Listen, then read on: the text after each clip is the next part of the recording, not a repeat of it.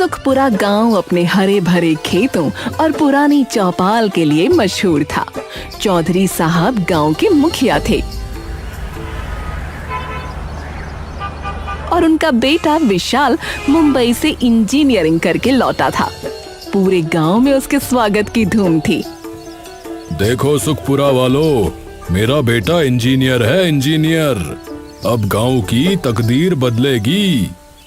अरे अरे अरे चौधरी साहब की जय जय, चौधरी साहब की जय।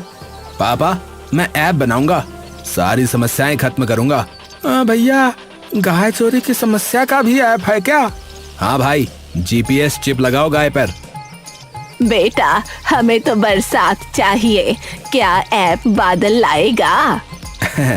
बुआ जी, वेदर एप्लीकेशन है मेरे पास। बेटा, बादल ऐप से नहीं आसमान से आते हैं। अरे चुप, इन अनपढ़ों को क्या समझ। चौधरी साहब अपने बेटे की तारीफ कर रहे थे।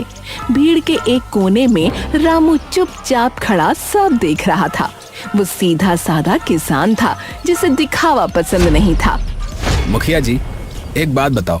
अरे रामू, तू किसान है, तुझे क्या? जी, बस ये पूछना है कि विशाल क्या करेगा? बादलों को नोटिस भेजेगा?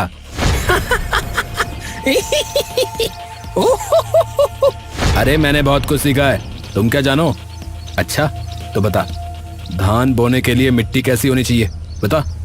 वो मुझे कोडिंग आती है, किसानी नहीं। जी, इसीलिए पूछ रहा हूँ कि आप क्या करेंगे। रामू, बहुत हुआ, चलो घर। अरे ये लोग जमीन के बारे में कुछ नहीं जानते, ऐप से मानसून बुलाएंगे हैं? मुखिया जी, रामू सही कहता है, फसल सूख रही है, ठोस समाधान चाहिए। अरे मैं ड्रोन लाऊंगा, ड्रोन से पानी छिड़केंगे। भैया, तालाब सूखे हैं, ड्रोन में पानी कहाँ से लाओगे? ये मैं सोचूंगा, मैं एक्सपर्ट हूँ, मैं सोच के बताऊंगा। पहले मिट्टी में हाथ डालो, फिर पता चलेगा मानसून क्या है। चल सावित्री, खेत देखने चलें।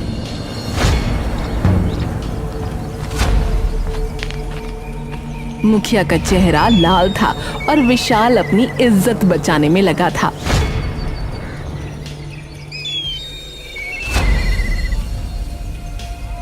पूरे गांव की विशेष बैठक बुलाई गई। मुखिया के हाथ में मौसम विभाग की रिपोर्ट थी। चौपाल में सन्नाटा पसरा हुआ था। अरे सुनो सब, मौसम विभाग ने चेतावनी जारी की है, इस बार भारी बारिश होगी। क्या क्या कह रहे हैं मुखिया जी? भारी बारिश है? भारी बारिश? अरे हाँ भाई हाँ, नदी खतरे के निशान को पार कर सकती है और सुना है बाढ़ आ सकती है। बेटा, ये वैसी बाढ़ तो नहीं जैसी 40 साल पहले आई थी, तब तो पूरा गांव बह गया था। दादी, अब वो जमाना नहीं है, अब इंजीनियर है हमारे पास। मुखिया जी, अब क्या होगा? हमारी फसलें पहले सूख गई थी, अब बाढ़। यह बहुत गंभीर मामला है, हमें तुरंत कोई कदम उठाना चाहिए। अरे रुको रुको, घबराने की कोई बात नहीं है। अरे क्या कह रहे हो विशाल भैया, क्या करोगे तुम? है क्या करोगे? अरे मैं बहुत कुछ जानता हूँ और मेरे पास समाधान है। क्या है वो समाधान, बताओ। अरे है कुछ, बाद में बताऊंगा, मुझे एक काम है, मैं आता हूँ। रामू, कहाँ जा रहे हो? तालाब देखने, वहाँ का भूगोल ठीक नहीं लग रहा। पर बारिश होने वाली है। इसीलिए तो जा रहा हूँ, जब बारिश हो तभी पानी का रास्ता समझ आता है। रामू पंचायत से निकलकर सीधा पुराने तालाब की ओर चला गया। वो काफी देर तक नालियों, मिट्टी से भरे पानी के रास्तों और गांव के भूगोल को ध्यान से समझता रहा। देख, ये नाली बंद हो गई है, अगर यहीं से पानी रुका तो पूरा गांव डूब जाएगा। तो क्या करना चाहिए? पहले इसे खोलना होगा, फिर पुराने रास्ते को साफ करना होगा, पर अब देर हो गई लगता है। कुछ ही घंटों बाद आसमान ने अपना रंग बदल लिया। पहले हल्की फुहारें पड़ी, फिर देखते ही देखते बादलों ने पूरे सुखपुरा को अपने आगोश में ले लिया।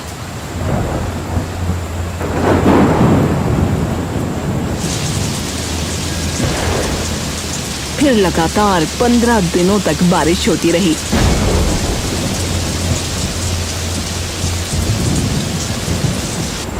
अरे भगवान, बारिश तो थमने का नाम ही नहीं ले रही। मेरी कोठी में पानी घुस गया है बेटा, क्या होगा? ए दादी, ऊपर चलो, नीचे मत रहो। अरे भैया, हमारी फसलें तो पूरी तरह से डूब गई, अब क्या खाएंगे? अरे मेरे घर की दीवार में दरार आ गई है भैया, लगता है गिर ना जाए।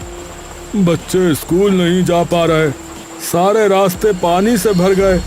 मच्छरों का आतंक बढ़ता जा रहा है, मलेरिया और डेंगू फैल सकता है, सावधानी बरतो। डॉक्टर साहब, मेरे बच्चे को बुखार है, कुछ करिए डॉक्टर साहब।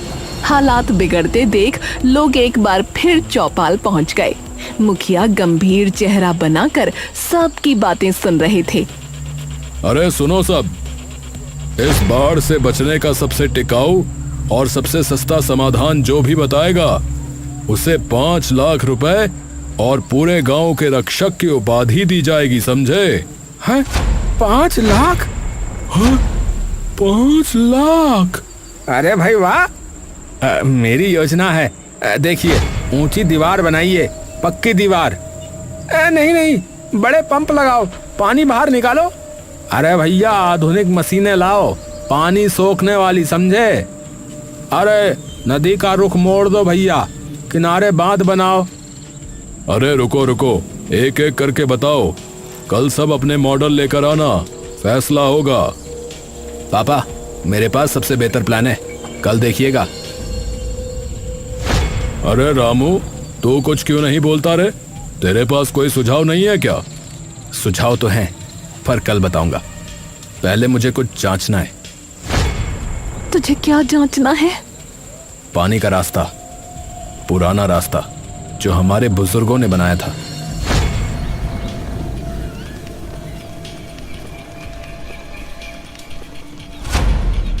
पंचायत में सभी अपने अपने मॉडल लेकर पहुंचे।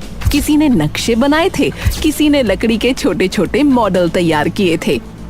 अरे देखो मेरा मॉडल, 3 बड़े पंप लगाएंगे, सारा पानी निकल जाएगा। हाँ। अरे बकवास, पंप से क्या होगा? अरे दीवार चाहिए भैया, दीवार, ठोस दीवार। अरे नहीं नहीं, अरे मशीनें लाओ, जापानी तकनीक वाली, हाँ, उससे ही होगा काम।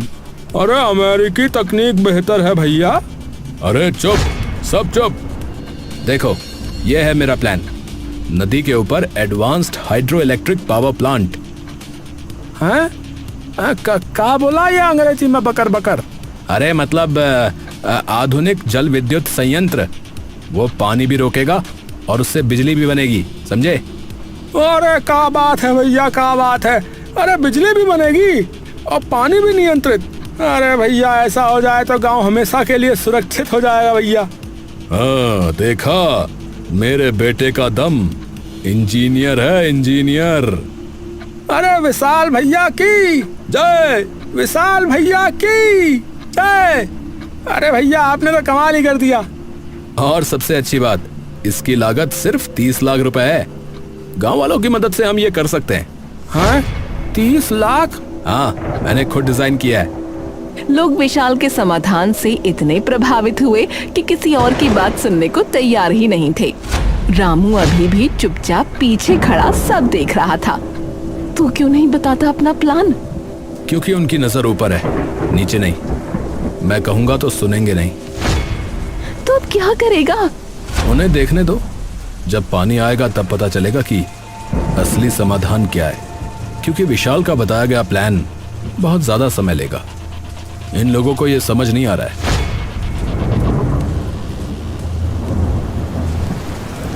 उसी रात मूसलाधार बारिश के बीच गांव के पूर्वी छोर पर एक पुराना मकान अचानक भरभरा कर गिर पड़ा। उसमें रहने वाली एक बुजुर्ग महिला और उसका पोता मलबे में दब गए। अरे अरे भैया, अरे मकान गिर गया हो, अरे कोई बचाओ।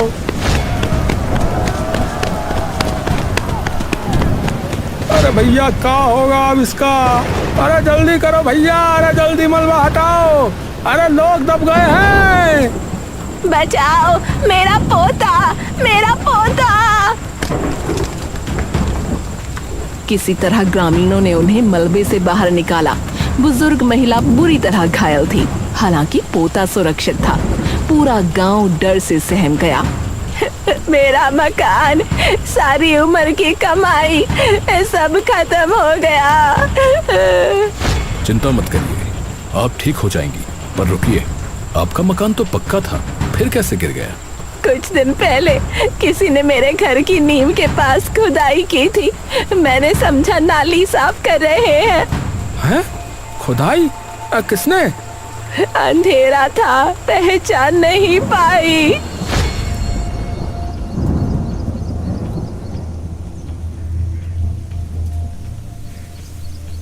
अगली सुबह विशाल ने पूरे गांव के सामने दुख जताया। लोगों की निगाहें उस पर टिकी थीं। देखिए, ये बहुत ही दुख की बात है। अगर हम समय रहते मेरा आधुनिक समाधान अपनाते तो शायद ये हादसा टल जाता। सच कह रहे हो विशाल भैया, बिल्कुल। और एक बात, कल रात मैंने गांव में कुछ संदिग्ध गतिविधियां देखी। हैं? संदिग्ध? क्या मतलब? उम्मीद करता हूं कि कोई हालात का फायदा नहीं उठा रहा होगा, जानबूझकर नुकसान पहुंचाने की कोशिश। क्या कह रहे हो विशाल भैया? किसी ने जानबूझकर? मैं किसी पर उंगली नहीं उठा रहा, बस कह रहा हूं कि सतर्क रहें। उसकी निगाहें एक पल के लिए रामू पर टिक गईं। पूरी चौपाल ने वो नजरिया देख लिया। रामू ने कोई जवाब नहीं दिया। वो बस चुपचाप खड़ा रहा, मानो कुछ सोच रहा हो। उसे बस इतना याद था कि पिछली रात उसने दूर से विशाल की गाड़ी उसी दिशा से लौटते हुए देखी थी जहां मकान गिरा था। रामू, उसने तुम्हारी तरफ देखा। हाँ, मैंने देखा। तुम कुछ बोलते क्यों नहीं? समय आने पर सब सामने आ जाएगा, अभी तो बस पानी और ऊपर आने दो। पर तुम्हारा नाम तो। मुझे अपनी सफाई नहीं देनी। ये जो सच है ना, वो पानी की तरह अपना रास्ता खोज लेता है। चल, अब कुछ करना है। रामू मुड़ा और फिर से पुराने तालाब की तरफ बढ़ चला। रामू ने अब चुपचाप अपना काम शुरू कर दिया। वो दिन में खेत में काम करता दिखता, लेकिन रात में गांव के पश्चिमी कोने में पड़ी 100 साल पुरानी जल निकासी नाली के पास जाता और धीरे धीरे उसमें जमी मिट्टी और कचरा साफ करने लगता। अरे रामू, ये तो पुरानी नाली है भाई, क्या फायदा होगा? अरे भाई, यही नाली पूरे गांव के तालाबों को नदी से जोड़ती है। बस भर गई है, साफ होगी तो पानी अपना रास्ता खोज लेगा। और ये तालाब जो तुम्हारे खेत के बगल में है? ये कचरे से भरा पड़ा था, अगर इसे साफ किया तो गांव को फायदा होगा। उसे ये करता देख गांव वाले उसे पागल कहने लगे। अरे देखो देखो, रामू पगला गया है क्या? है? रात रात भर कीचड़ खोदता रहता है, पगला रहा है। अरे इसे क्या हो गया है? क्या ये मानसून रोकना चाहता है? अरे रामू, अरे क्या तूने बाढ़ से लड़ने का नया तरीका ढूंढ लिया है रे? हाँ चन्नू, ढूंढ लिया। नया नहीं, पुराना तरीका जो हमारे बुजुर्गों ने सिखाया था रे। तुझे पता है, वो हम लोगों से बहुत आगे थे। विशाल ने ये सब देखा और उसे चिंता सताने लगी। वो तुरंत मुखिया के पास गया। पापा, रामू कुछ कर रहा है, रात में छिपकर नालियां साफ करता है। अरे तो क्या हुआ भाई? अरे तो क्या हुआ भाई? नाली साफ करने में क्या बुराई है? अरे समझिए ना, वो पुराने नाले और तालाब को खोल रहा है। अगर वो सफल हो गया तो पानी नदी की तरफ बहने लगेगा। फिर लोग क्यों मानेंगे मेरा जल विद्युत संयंत्र है? तो क्या करना चाहिए फिर? मैं उससे बात करता हूँ एक बार, क्योंकि बाकी सब तो मेरी बात मान रहे, बस वही अपने दोस्तों के साथ अलग रास्ते पर लगा हुआ है।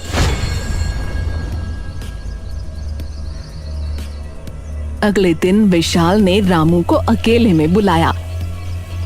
अरे रामू भाई, अरे आप बहुत मेहनत करते हैं, पर आपका तरीका पुराना है। अरे भाई, पुराना ही सही होता है, तो क्या करूं बताओ? अरे ये देखो, मैं तुम्हें अपनी जल विद्युत परियोजना की पूरी फाइल दिखाता हूँ। ये कितनी फायदेमंद है, समझ में आ जाएगा। अरे नहीं, मुझे नहीं देखना भैया। अरे कम से कम एक बार देख तो लो, तुमको भी फायदा होगा। इसमें बहुत फायदा है। अगर तुम मान गए तो मैं तुम्हें भी कमीशन दूंगा, अच्छा खासा पैसा। अरे मुझे पैसा नहीं चाहिए भैया, मुझे अपना गांव बचाना है। अरे रामू, अरे तुम बहुत जिद्दी हो, देख लेना अच्छा नहीं होगा तुम्हारा। विशाल ने लिफाफा वापस जेब में रखा और चला गया, लेकिन जल्दी में उसकी जेब से एक कागज निकलकर कीचड़ में गिर गया। रामू ने उसे देखा और धीरे से उठाकर जांचने लगा। ये क्या है? ओहो, ये तो बड़े काम की चीज है। रामू ने उसे जेब में रखा और घर चला गया। 11वें दिन जब बारिश अपने चरम पर थी, मुखिया ने एक बड़ी सभा बुलाई। सभी समाधान प्रस्तुत करने आए। आज सब अपना अपना समाधान प्रस्तुत करेंगे भाई। जो सबसे अच्छा होगा उसे पुरस्कार मिलेगा। हाँ, देखो मेरा जल विद्युत संयंत्र, आधुनिक और शानदार। अरे वाह वाह भैया, क्या बात है, कमाल है। इससे बिजली भी, पानी भी, सब कुछ। तभी रामू आया। उसके हाथ में कोई मॉडल नहीं था, बल्कि एक कुदाल और एक गंदा पत्थर था। सब हंसने लगे। अरे रामू, क्या है ये? क्या है भैया? कुदाल और पत्थर? क्या यहाँ बांध बनाएगा क्या? अरे ये तो बाढ़ को देखकर भाग जाएगा। अरे पगला गया है ये। अगर आप लोग मेरे साथ चलें तो दिखाऊं? अच्छा, चलो चलो, देखते हैं रामू भाई क्या कमाल दिखाते हैं।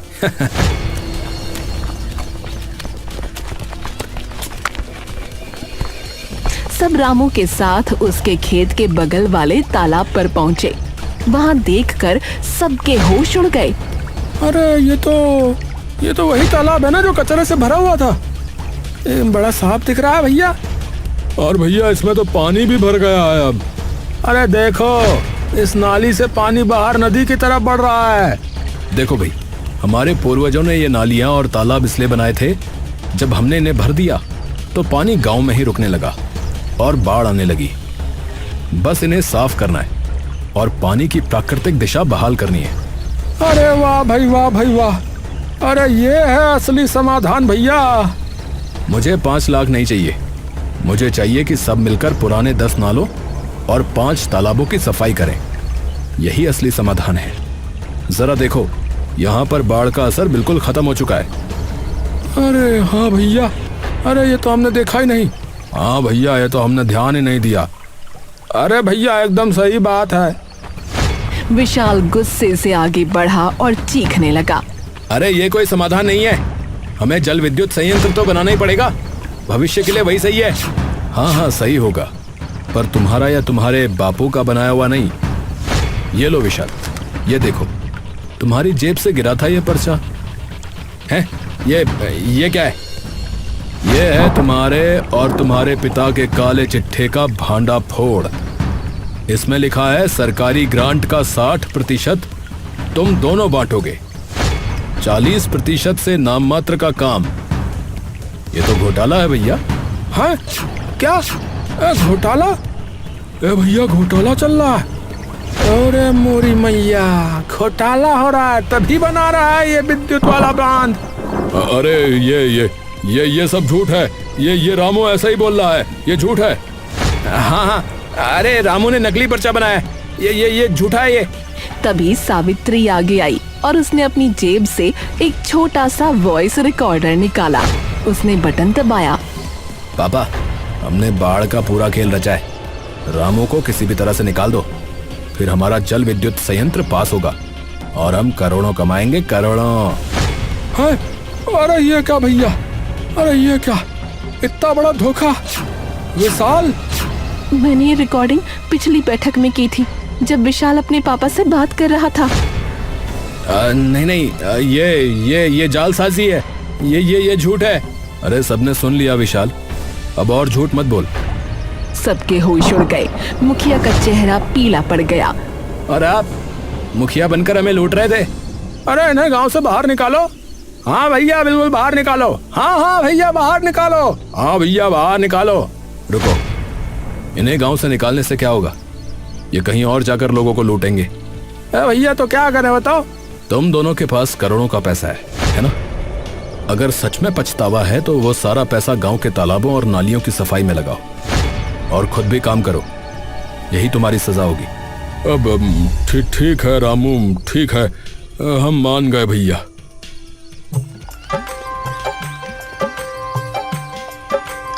अगले दिन से मुखिया ने 5 लाख की लागत से गांव की सफाई शुरू करवाई।